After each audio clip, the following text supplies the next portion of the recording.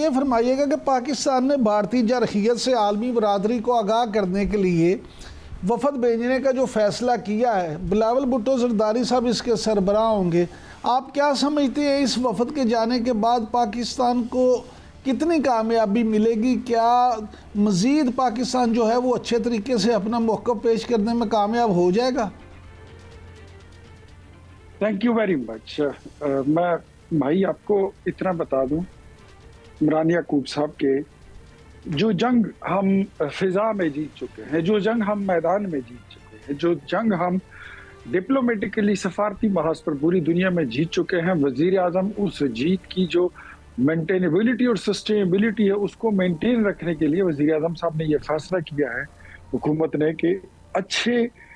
پڑھے لکھے سمجھدار اور وہ لوگ جو پریزنٹیبل لوگ ہوں، جو باہر دنیا میں جا کر پاکستان کا مقدمہ لڑ سکے اور اپنا پیغام وائبرنٹ انداز میں وہ دنیا کو دے سکیں، تو ان کا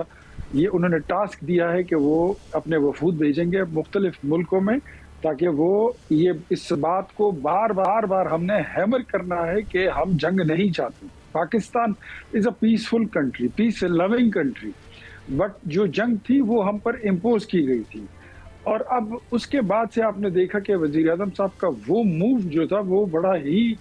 دنیا میں اس کو بڑی پذیرائی بھی ملی، اور اس کی وجہ سے پاکستان جو ہے اس وقت سفارتی محاذ پر بھی یہ جنگ بہترین انداز میں جیت چکا، جب ہم نے یہ کہا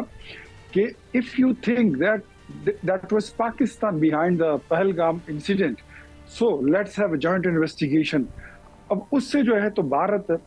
بھاگ رہا ہے، اور اس سے آپ کا موقف اور آپ کا کیس پوری دنیا میں بہت مضبوط ہو رہا ہے۔ تو میرے خیال میں Bilawal is a very beautiful, I think it's a very suitable, بہت اچھا انتخاب ہے وزیر اعظم کا، اور جو ان کے ساتھ ٹیم ہے جس میں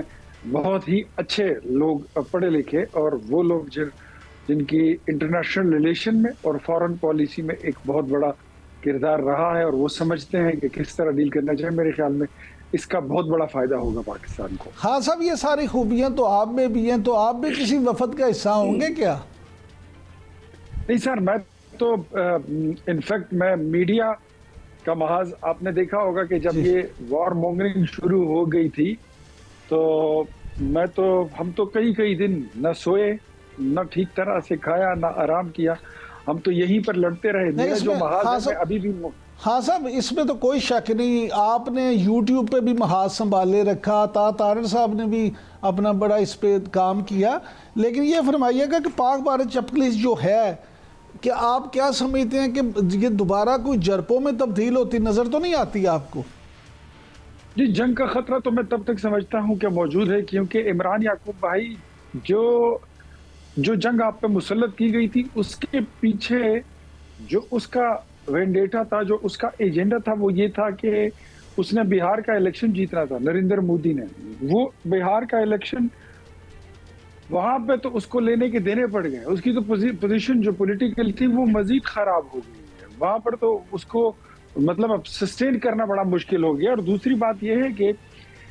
ایک اکنامکلی پاکستان، ابھرتا ہوا پاکستان جو تھا، وہ انڈیا کو کبھی بھی نہ اچھا لگا ہے نہ اچھا لگے گا۔ تو وہ تو دونوں چیزیں جو کر رہا تھا، ایک طرف وہ ہمیں ڈیمیج کر رہا تھا، دوسری طرف وہ اپنا جو گراف تھا وہ اٹھا رہا تھا۔ اب تو اس وقت اس کا اپنا پارلیمنٹ اس کے ساتھ نہیں کھڑا، اب تو اس کی اپنی جنتا اس کے ساتھ نہیں کھڑی، اب تو اس کی اپنی میڈیا اور سوشل میڈیا جو ہے نریندر مودی کا ساتھ نہیں دے رہی۔ تو میرے خیال میں دوبارہ آپ کو پتا ہے نا کہ بھارت میں جب چناؤ ہوتا ہے تو بارڈر پہ تناؤ ہوتا ہے، نہیں لیکن یہ ان کا بڑا پرانا فارمولا ہے۔ ہاں صاحب، آپ کی بات ٹھیک ہے، اگر اپنا گراف اٹھانا چاہیں گے تو شاید وہ کوئی اس طرح کی ہردہ سرائی دوبارہ کر سکتا ہے، تو ہمیں چوکنا رہنا ہوگا۔ ہاں صاحب، چوکنا تو رہنا ہے، لیکن سوال یہ بھی پیدا ہوتا ہے نا کہ اب دیکھیں اس وقت عالمی سطح پہ بھی خود انڈیا بھی پاکستان کو کمزور سمجھتا تھا، عالمی سطح پہ بھی پاکستان کے بارے میں عام تاثر یہی تھا انفارچونیٹلی کہ یہ کمزور ملک ہے، اس کی معیشت کمزور ہے، شاید ان کے پاس وسائل بھی نہیں ہیں۔ آپ کے مخالف پچھلی حکومت میں بھی کہتے رہے کہ ہمارے پاس تو خرچہ ہی نہیں ہے، ہم تو جنگ افورڈ ہی نہیں کرتے، لیکن یہ سارے جو معاملات ہیں اب جب ہوا تو دنیا کے سامنے تو پاکستان کا ایک نیا روپ آیا نا، پاکستان نے ماشاءاللہ سے نہ صرف یہ کہ جنگی میدانوں میں بلکہ سفارتی سطح پہ بھی اور جگہ پہ اپنا لوہا منوایا ہے. تو ایسے میں اگر انڈیا دوبارہ ایسی غلطی کرے گا تو پھر تو رافیل دوبارہ بھی تو گرائے جا سکتے ہیں نا. عمران یعقوب صاحب یہ جو کل ٹرمپ کی آپ نے سٹیٹمنٹ دیکھی ہوئی وہ کہتے ہیں کہ Pakistanis are really very fantastic and intelligent people. Pakistani قوم کے پاس یہ ہنر ہے کہ وہ اپنی غلیل سے بھی جو ہے تو دشمن کا ڈرون اور جہاز گرا دیتا ہے. یہ جذبہ ایمانی ہے اور اپنے جذبہ ایمانی سے ہم نے دنیا کو ورطہ حیرت میں ڈال دیا ہے. ایک بات تو میرے خیال میں لوگوں کو کچھ وہ لوگ جو اکثر پوچھا کرتے تھے کہ یہ جو اتنا بجٹ ہم فوج پر لگاتے ہیں یہ پیسے جاتے کہاں پر ہیں اور یہ لگتے کہاں پر. میرے خیال میں ان کو بھی جواب مل گیا ہے کہ اگر آپ رشیا کا بنایا ہوا S-400 سسٹم جو ہے اس کو ملیا میٹ کر سکتے ہیں، یہ آپ کی آرمی کا کمال ہے، یہ آپ کی فوج کا کمال ہے. اگر آپ رافیل کو چیل اور کوے کی طرح زمین پر گرا دیں تو یہ آپ کی آرمی کا کمال ہے، آپ کی فضائیہ کا کمال ہے. اگر آپ اسرائیلین میڈ جو وہ ہے ڈرونز ہے اس کو آپ گرا دیں، آپ وہ جو کہتے ہیں کہ آئی ٹی میں ہمارا بہت بڑا مقام ہے دنیا میں، آپ اس انڈیا کے بی جے پی حکمران جماعت کا جو سوشل میڈیا پیج ہے وہی وہ نہ چلا سکے اور ہیک ہو جائے، اگر آپ ان کے بجلی کے گریڈ اسٹیشن ہی بند کرا دیں اور وہ آن نہ کر سکے تو میرے خیال میں پاکستانی قوم جو ہے، پھر مجھے اقبال کا وہ شعر یاد آتا ہے کہ یہ راز کسی کو نہیں معلوم کہ مومن قاری نظر آتا ہے حقیقت میں قرآن، ہر لحظہ مومن نئی آن نئی شان. ہاں صاحب لیکن ہاں صاحب یہاں سوال یہ بھی پیدا ہوتا ہے کہ مومنوں کے اندر کچھ اس طرح کے بھی لوگ تو ہوتے ہیں کہ جو آپ نے دیکھا حالت جنگ میں بھی ان کے ٹویٹس اور اس کے حوالے سے جو ویڈیوز تھیں اس پہ آپ پہلے بھی بات کرتے ہیں، اس پہ ذرا ہمارے ویو پوائنٹ کے ناظرین کے لیے بھی کچھ بتائیں. وہ لوگ جو پاکستان کے خلاف بول رہے تھے آپ ان کی بات کر رہے ہیں؟ جی وہ عطا اللہ طاہر صاحب جو ہے ہمارے وفاقی وزیر اطلاعات، میں کہتا ہوں بڑے دل کا بندہ ہے، بڑا آدمی ہے. اس نے بڑے پن کا مظاہرہ کیا، اس نے عمران خان کو بھائی بھی کہہ دیا، پی ٹی آئی کا شکریہ بھی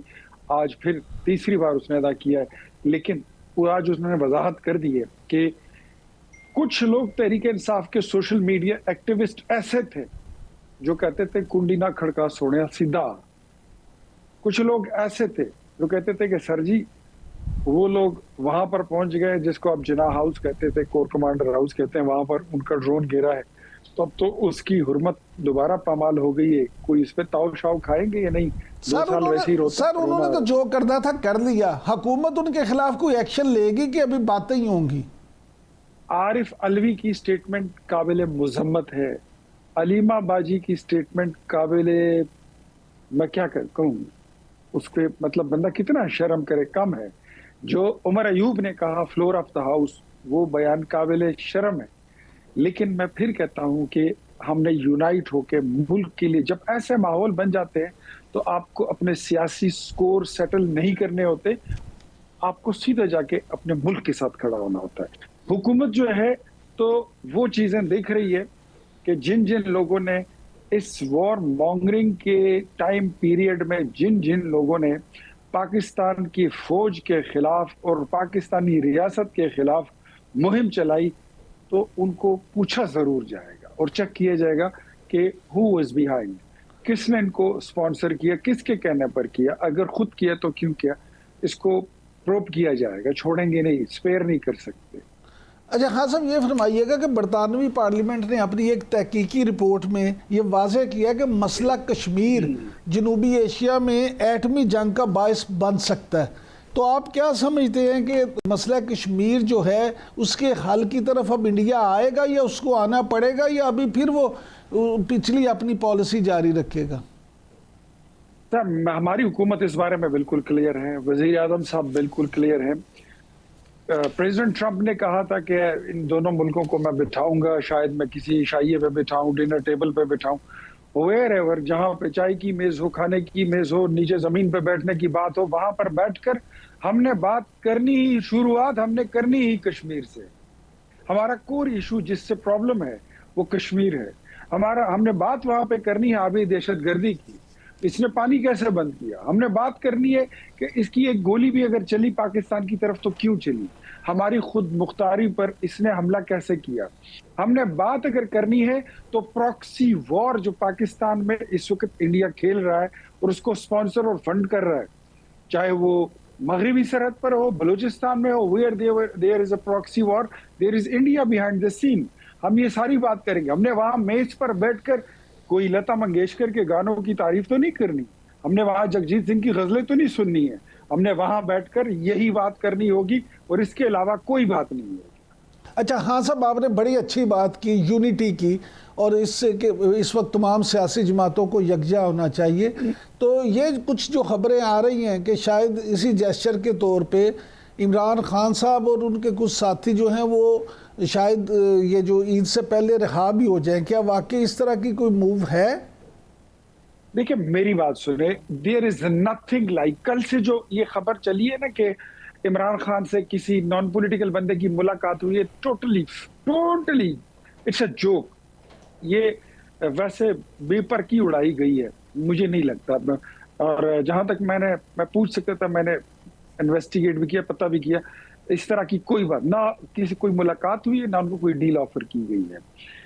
ابھی تو جو 9 مئی کے واقعات ہیں اس میں تو تحریک انصاف کے اپنے کارکنوں کے اقبالی بیان آ گئے ہیں کہ ہاں یہ ہم تھے، یہ ہم نے کیا ہے، اور ہم نے کس کے کہنے پہ کیا، انہوں نے اس کے نام بھی لیے ہیں۔ اب ان سے پوچھا جائے گا کہ آپ نے کس کے کہنے پہ ان کو